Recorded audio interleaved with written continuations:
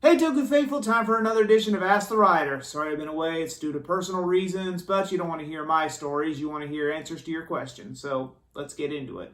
I'm just going to answer a few from the last video instead of just one, because, again, I've been away for a while. Going to make up for lost time. First one up is from SSJ4 Jason. Sorry, eyes aren't what they used to be. Oh, Super Saiyan 4 Jason. Clever. Who asks, would you ever consider doing Amazons for a Halloween episode? You mean Kamen Rider Amazons? The remake to the Amazons? For a Halloween episode, Jason? Probably not.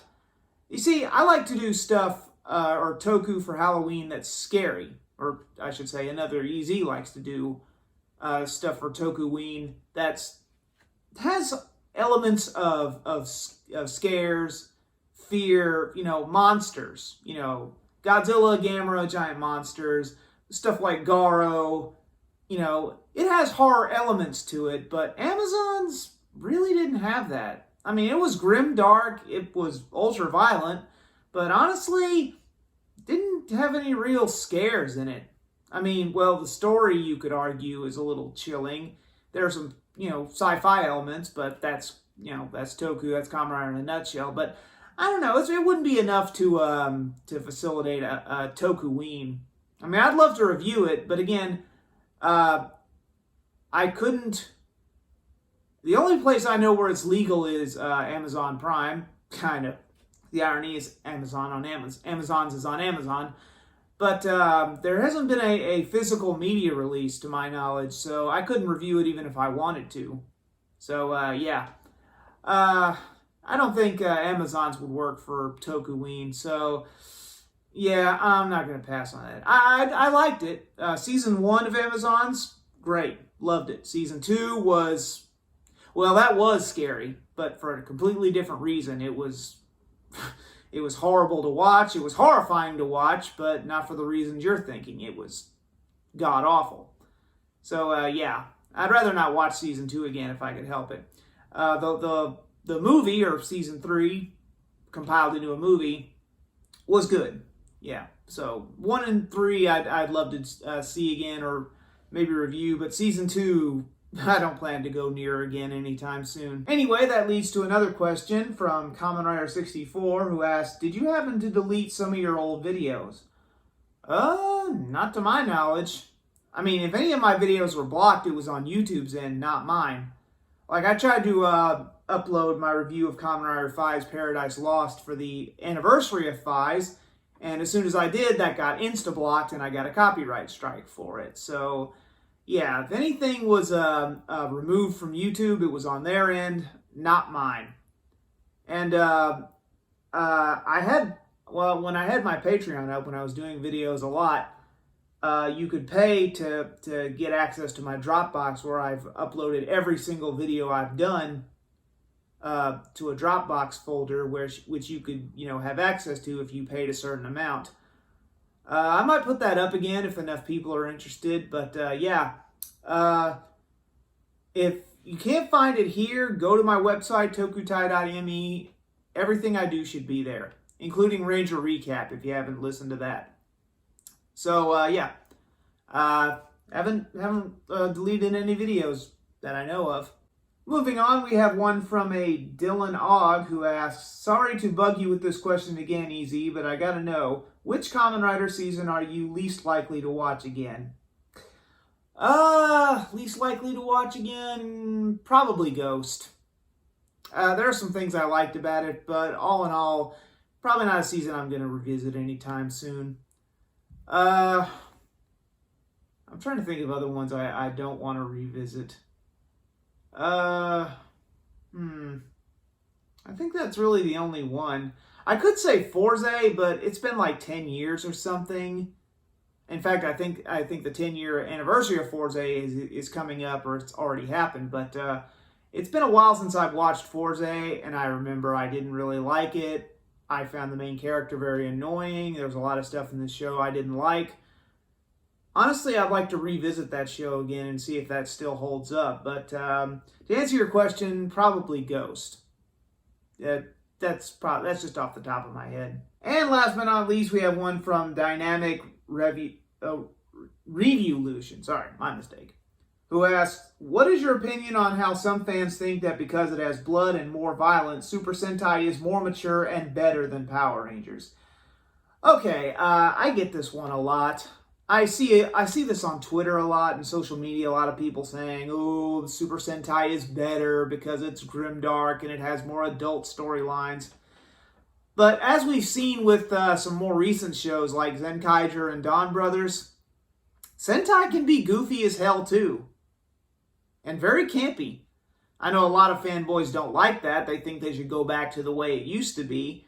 But honestly, you really can't have one without the other. And it's kind of the same thing in Power Rangers. Now, a lot of people will say that Power Rangers is too soft, too childish. But did you not watch Dino Fury?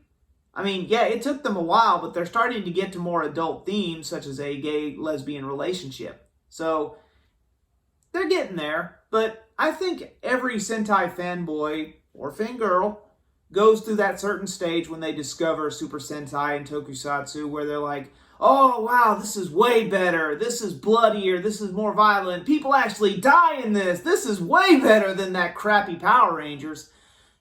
Everybody's gone through that phase. Hell, I went through that phase of Sentai purism. Some people stick to it. Some people will not let it go. Some people think Power Rangers instantly sucks because it's not exactly like Super Sentai. It's not as violent. It's not as dark. But I hate to break it to some of you purists out there. Super Sentai is kind of dulled down recently on the blood and violence. Now, to be fair, they've gotten away with some minor things. Again, going back to Dawn Brothers, if you know what I'm talking about, you know. But the whole thing is, not only is Super Sentai dialed down all that stuff in recent years, they've kind of made fun of it. I mean, I remember fanboys losing their faculties when the Zenkaigers parodied Guy's death in Gentleman. Spoiler, the whole stabbing, dying on a bench scene.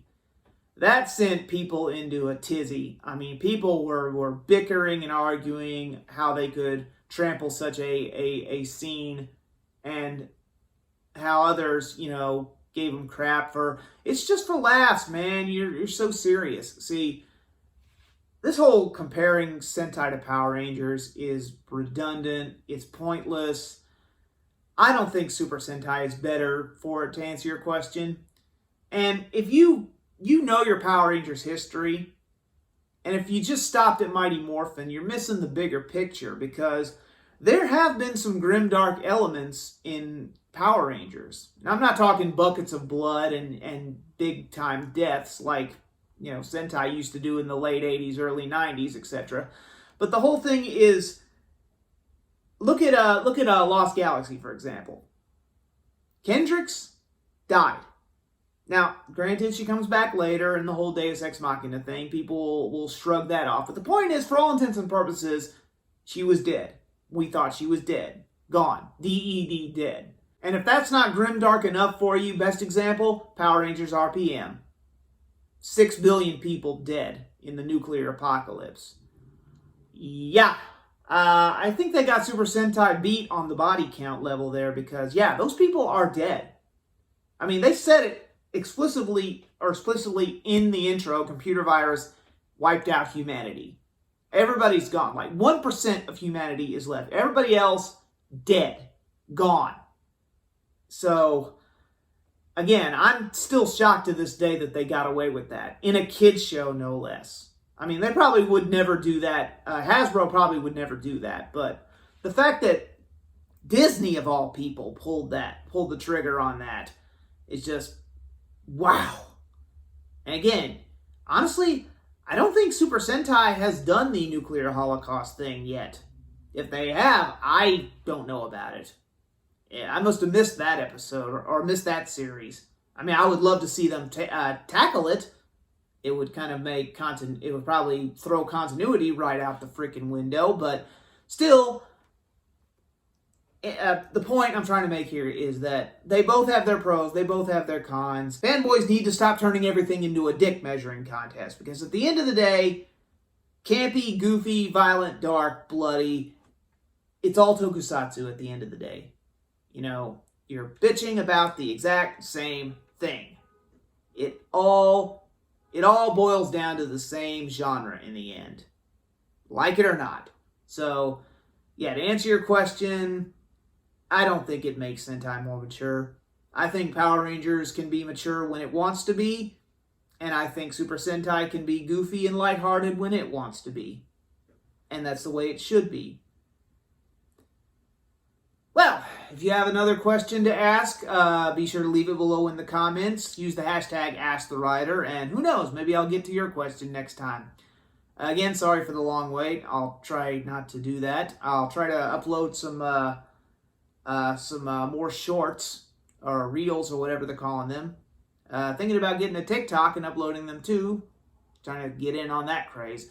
So, look forward to some of those. Ultra Spectacus, I'm still working on that, trying to get Ultra 7 done. So, thanks for watching. I'm Easy Rider, reminding you that the fans will never die. Later.